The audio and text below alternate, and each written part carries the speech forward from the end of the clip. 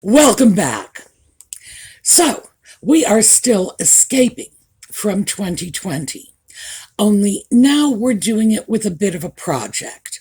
So, what is this all about? Well, I started talking about getting designer handbags for cheap, but part of that is when you can get a good deal on anything, handbags, shoes, blue jeans, whatever. Oh, I'll get into shoes. I'll try to remember to do that. Whenever you can get anything on the secondhand market, you need to know how to clean it because it's not much of a deal if you're afraid to take it out of the shopping bag because it's so icky, and if it's going to cost you more than it's worth for you to bring it in and have it cleaned by your dry cleaner or restored by your cobbler, etc. So we need to be able to do these for ourselves. And today we're going to talk about the leather handbags. And this is something we started last week. So we will get started on this when we come back.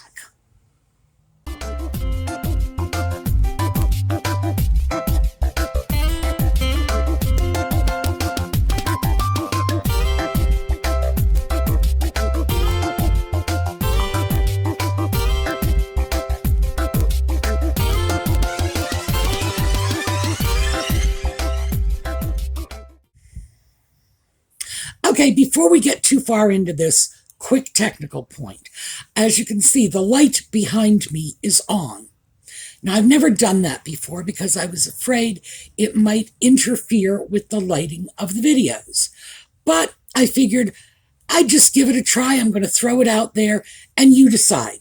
Do you like the light or do you want me to leave it off?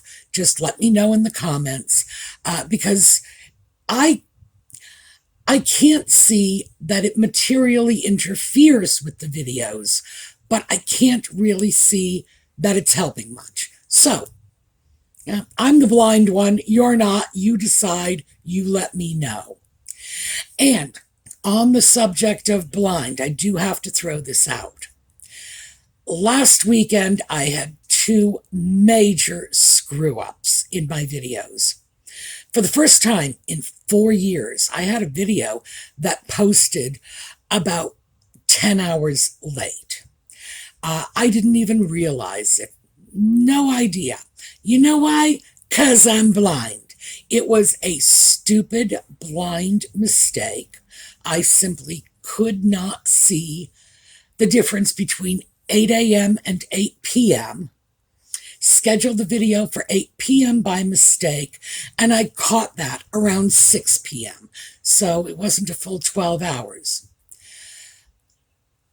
That wasn't the only one. Another one got formatted in a 360-degree view, which it looked bizarre. I had to reconstruct the entire video. It's not like I just had it there and could reformat it. Nope. Had to go back, reconstruct the whole thing so that I could get a normal video out of it. What this has told me is, even though I have known for some time that my vision was dropping, I had convinced myself that I was doing just a fine job of keeping up. Oh, just like I always, frankly, my vision has been dropping ever since I was 4.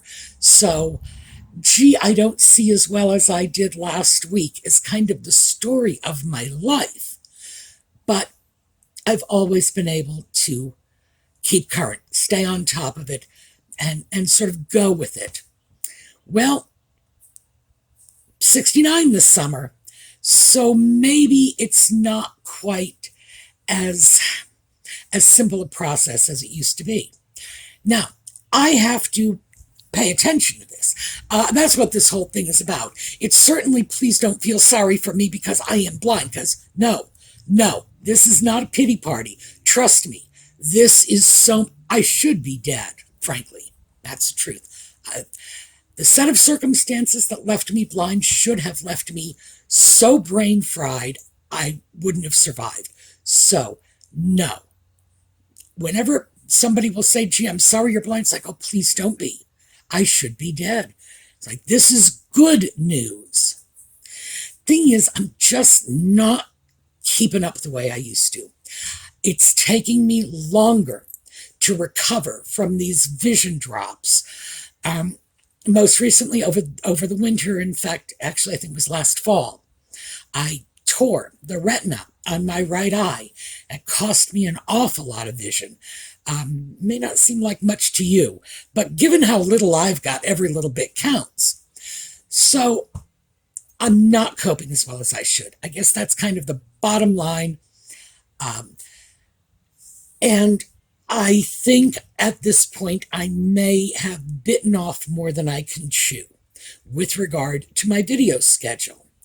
However, I have no desire to pull the plug on these videos. There are so many of you that have been with me from the beginning of this channel. We were together through lockdown.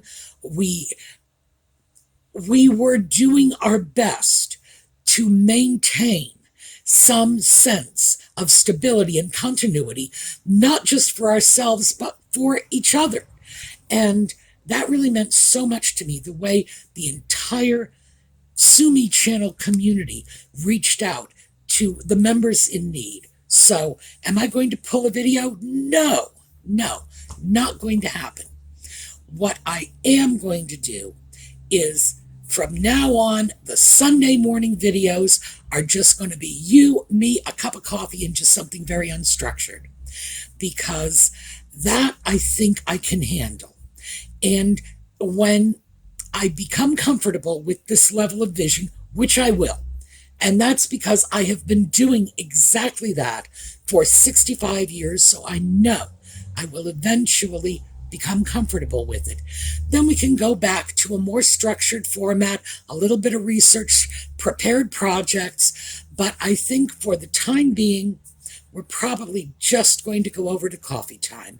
We're just going to chat. Maybe we'll take a look at comments. Maybe we'll just talk about what's going on in the world. You tell me what you want, but we're going to have to kind of do it on the fly because, frankly, this is the point where if I don't admit that I'm having some trouble, then, I really need to be ashamed of myself for that, because that's one of the things I've always told people. Step one is acknowledging your limitations. Rome wasn't built in a day. We get through life with baby steps. So I need to slow down and do a little bit of baby stepping myself. So that's it. That's as much time as I'm going to waste on this. I will see you tomorrow with a cup of coffee, and we'll see how that goes. And do tell me what you think of the light, because, like I say, I don't know. I think it looks fine either way, but then again, I'm not watching it on a home monitor. You are. All right, back to our topic, and that was leather cleaning. Now, let me pull this one up. This is the smaller of the two bags. Remember, I got two off-white bags. And this one, if you will recall, the strap was stiff and bent. And as you can see, we've still got some bends in it, but overall, it's in much better shape. Because I cleaned it and I conditioned the leather. Now, I'm still going to have to condition the leather. It's probably going to be 2 or 3 more nice coats of leather conditioner before this strap is really, hanging nicely the way I'd like it to. It should be soft and supple. It should be pliable, resilient. It shouldn't be holding these little creases the way it is. So, having said that, this is where we got on this bag, and the other one, which is a little more off-white, this is the Paloma Picasso, and this one just really needed to be cleaned, and then the leather needed to be hydrated. It was in very good shape, but it's important to remember that the way Paloma Picasso, that brand, finished the leather. It was always very soft, very supple. That was one of the trademarks of these bags. So this, I started off on a good footing with this one. So let me start by telling you what I used to clean the leather and why. Now, I used Dawn dishwashing liquid, which I put into a bowl of this. You'll see the bowl because I did film some of this.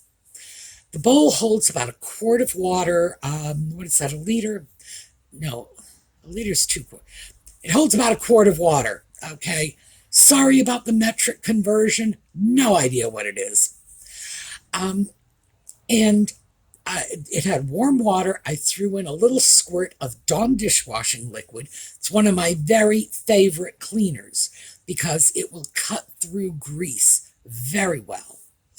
And then I also added about a tablespoon of OxiClean. It doesn't have to be OxiClean. It can be any one of those OxiClean-like products. As far as the dishwashing liquid goes, I would say, yeah, I'm going to hold out for the name brand. If you're going to do it, use Dawn. I've tried so many dishwashing liquids over the years, and Dawn is the one that does the best job of cutting grease. And given the fact that you can go out to a dollar store and get a little bottle of it for $1, like literally $1. Last time I bought a little bottle of Dawn, it was at Walmart, and it cost 97 cents. So that should always be in your cleaning bucket because its ability to cut through grease, it makes it worth its weight in gold. I use Dawn, among other things, to remove grease from laundry before I throw it in the washer. We always end up with grease on our clothes of some sort or another. You know, you drop a piece of bacon in your lap, you've got grease on your clothes. You know, if you work on machine parts, things like that. And I'm not saying this is just a male thing. Of course, women do it too. You get grease, axle grease, oil, anything like that on your clothing, and a squirt of Dawn takes it right out. And it takes it out immediately, quickly, no problem. So I always keep Dawn on hand, and one of my biggest uses, aside from actually washing dishes with it, is as a laundry additive, just to take care of oil stains. So, Dawn OxiClean, the OxiClean can be any kind of OxiClean-like substance. You know, generic brands, store brands, that doesn't really matter. And warm water. Now, you will see recipes for leather cleaner that will say use vinegar. I'm going to caution you on that. I'm not saying you shouldn't use vinegar, just caution. Vinegar is an acid, and anytime you are taking an acid-based cleaner to a natural product like leather, you are running a risk. And you can remove the finish from the leather. It can actually eat away at the leather. I would say before you try vinegar, you need to be pretty well convinced that you have tried all of the more gentle cleaners and that the stain is so bad, it's worth running the risk of possibly ruining your leather. So, having said that, I started off with the most gentle combination of ingredients in order to get the job done. So, let's take a quick break and take a look at that as I was actually doing the work. So, we are in the bathroom, and we are going to start cleaning a bag. This is not exactly white leather, as you can see. It's off-white, beige, really. But you can clean it the same way you would clean white leather. You just can't clean colored leather this way. Brown or dyed leather. We need some Dawn dishwashing liquid. We need some OxyClean. We need some kind of brush. I'm using a nail brush because I have a lot of these. You can use a toothbrush or, any other small brush-like thing that will get into the creases and the stitch lines. And a couple of rags. So the first thing I'm going to do is I'm going to get my rag a little wet and then just go over the surface. Easy enough, so I will pick up in a minute. Okay, so now that you saw the way it started off, it was just a question of take a clean rag and do a little bit of scrubbing. You put elbow grease into this, but not too much. You don't want to scrub the finish off the leather.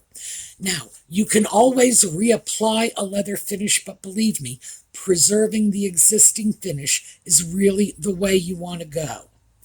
So, once you've cleaned off the larger flat surfaces, then you're going to go in on let me show you with this. The stitch lines, areas like this where you can see where we have little creases going around the welting on both sides. That's where you're going to use your toothbrush, your nail brush, whatever it is that you're using to get into these areas and do the fine work. I use nail brushes because, well, I'll tell you the truth. The reason I use nail brushes is because ordinarily when I grab a nail brush, I am picking up like a dozen of them for $5 from, whatever. Wherever it is I'm picking them up. I pick them up in large quantities, and why not use them for cleaning?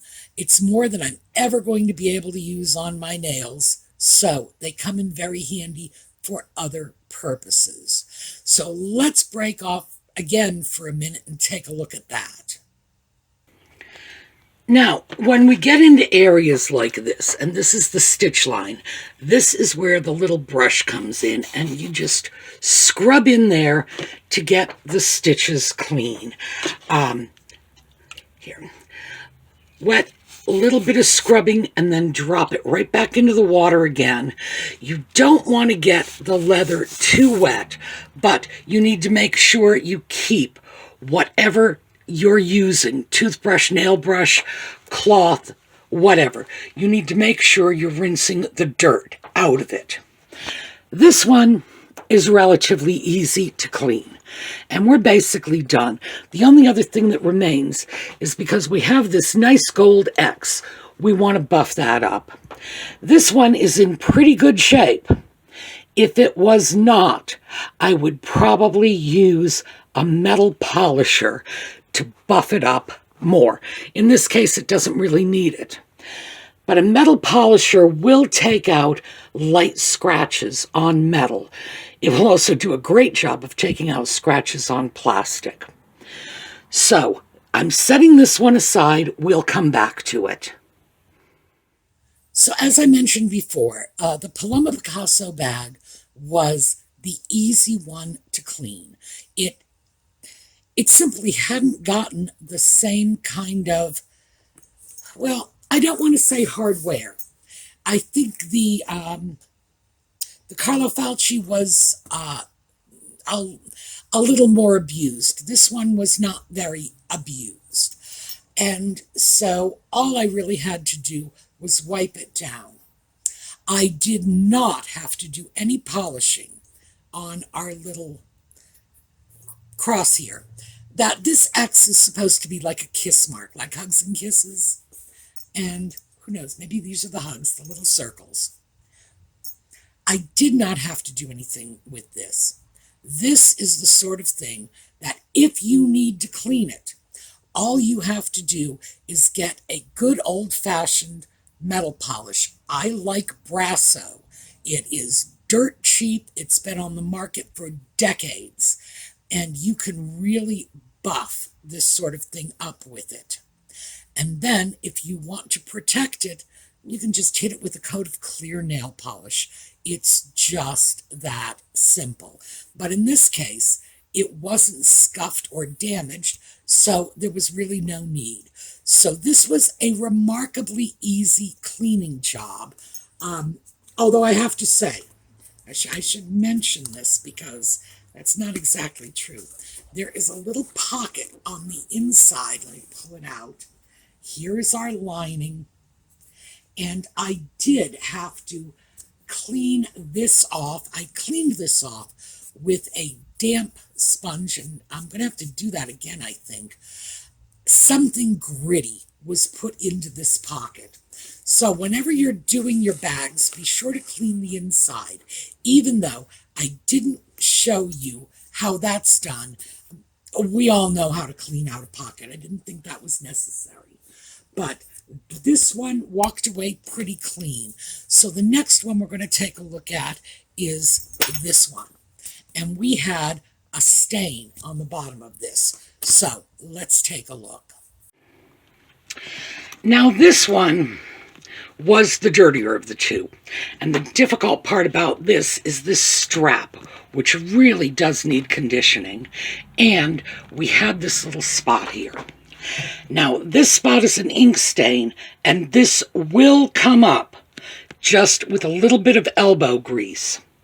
You can also use a magic eraser on it, but I would say be cautious, because a magic eraser can take the leather finish off along with the stain. So, we're going to pause again. I'm going to try a little elbow grease, and we'll be back. Now, I wanted you to see this before I got it completely off. That was just maybe a minute of rubbing. If it had been a little more stubborn, I might have made a bit of a paste with the OxyClean, but I wouldn't have made a gritty paste. That's very important to remember. You don't want to take the finish off. So, another minute and that'll be gone. So now, let me show you how far I took that on the bottom. Can you see? Here it is. It's very faint. I took it to the point where you really have a hard time seeing that little stain. And the reason for that is because to get it cleaner than this, I'm probably going to have to do something that is going to be harsh for the bag. And at this point, I'm going to leave it like this for a while.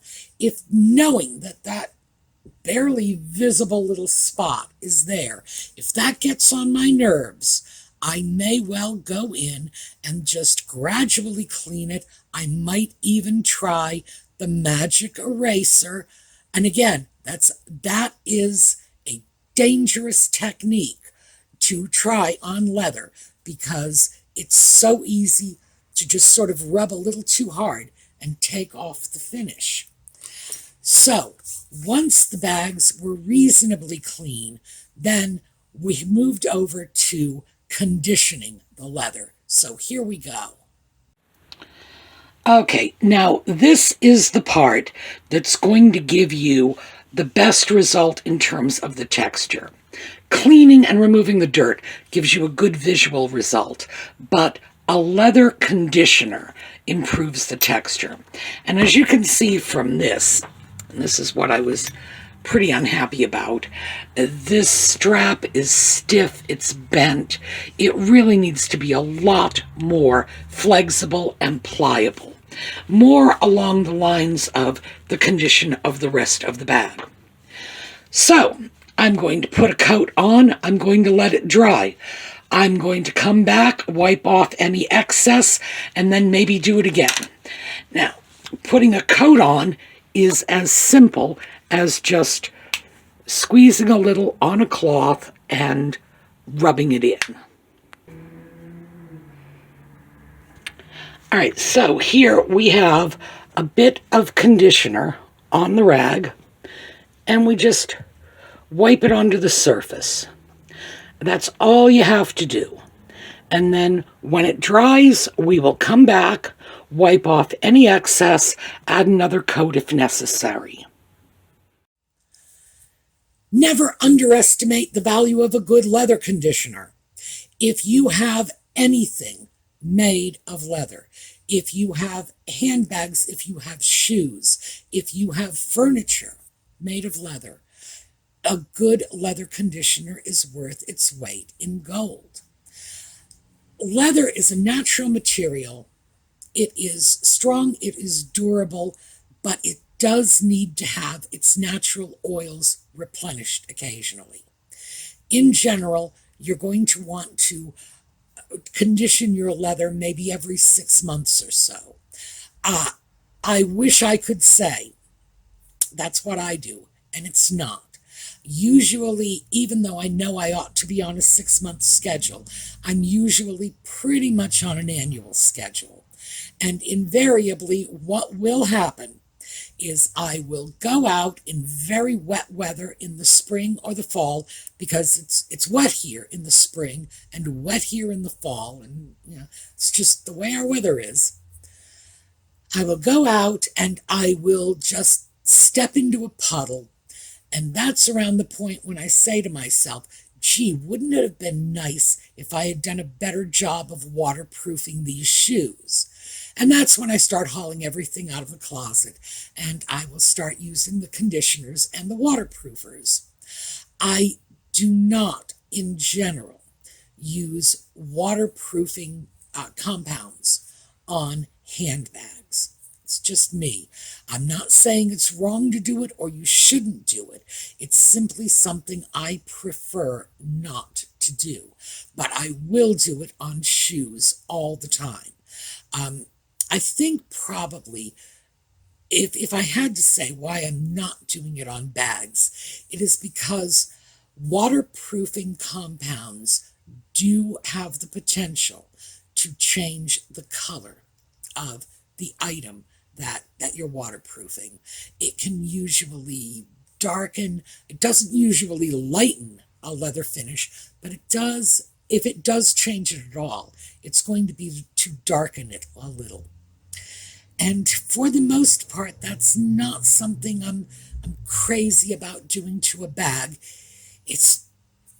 I find it easier to do it to my shoes on the theory that my shoes are either going to get wet from the puddles or they're going to be a little darkened from the waterproofing. And at least if they're darkened from the waterproofing, my feet are staying dry. But yes, waterproofers and conditioners, I think those are incredibly valuable. And while I just kicked the camera. That was me. That wasn't Audie the Bad Cat, by the way. While we're on the subject of shoes, I mentioned this at the beginning of the video, and although I need to sign this off because it's getting excessive once again, we talked about buying things on the secondary market, used, secondhand. I have no problem with used, secondhand. I love thrifting. I love thrifting. It not only gives me a great bargain, because it does, I mean, the amount of money you can save on this is amazing. I get better quality and better workmanship because, quite frankly, the way fashion is manufactured today is nothing compared to the way it was manufactured when I was a girl. And when I was a girl, it was nothing compared to the way it was produced when my mother and my grandmother were girls. So you get much higher quality at a much lower price.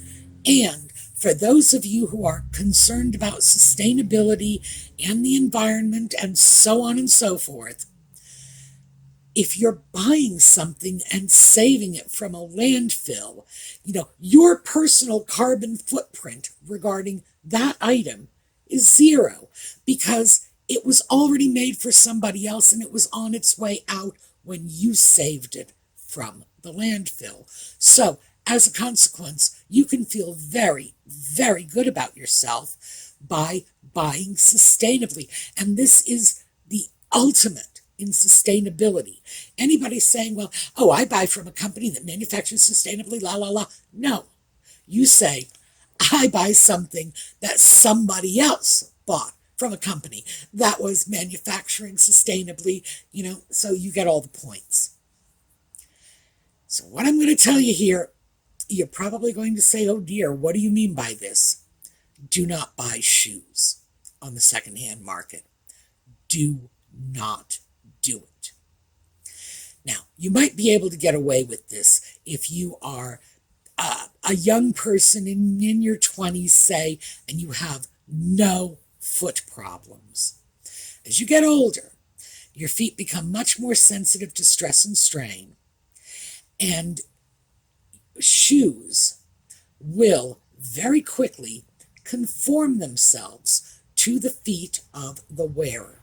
So if you are buying shoes that somebody else previously owned and wore, those shoes have already begun to sort of shape themselves around somebody else's foot. This is not good for the health of your feet. It is not. When you are dealing with shoes, and you'll hear people say this all the time, oh, they're fine, I just need to break them in. No. You don't break in your shoes. Your shoes should fit you properly from the moment you put them on your feet, and if they don't, buy another pair. It's that simple. And let me tell you, my expertise in this goes back many generations. My family, going back to the 19th century, were in shoe manufacturing. That's what my family did. They owned shoe factories. So I grew up with this sort of vast body of knowledge that shoemakers and generations of shoemakers were cramming into my head night and day, which is why I do not have corns. It's why I do not have bunions. It is also why I have the most atrocious time buying shoes, because I will hold out for that perfect fit. And yeah, it makes buying shoes difficult.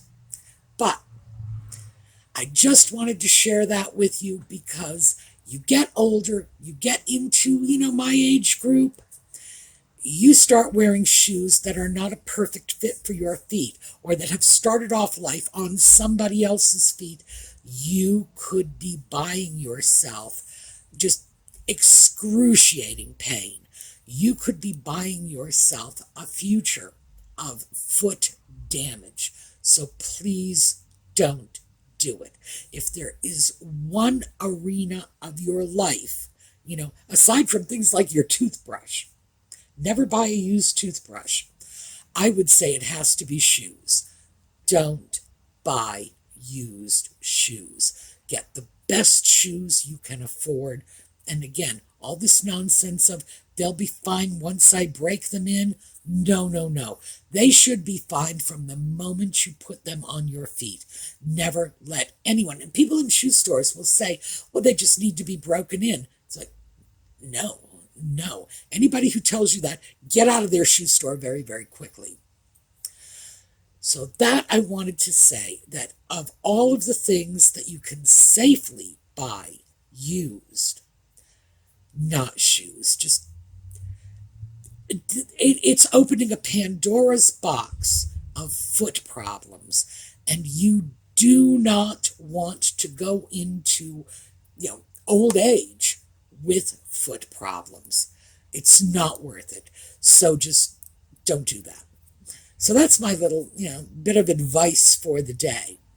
But having said that, I will tell you that it's easy enough to get good shoes that are quality. I'm talking made of leather, because you do want leather shoes. You don't want polyurethane shoes.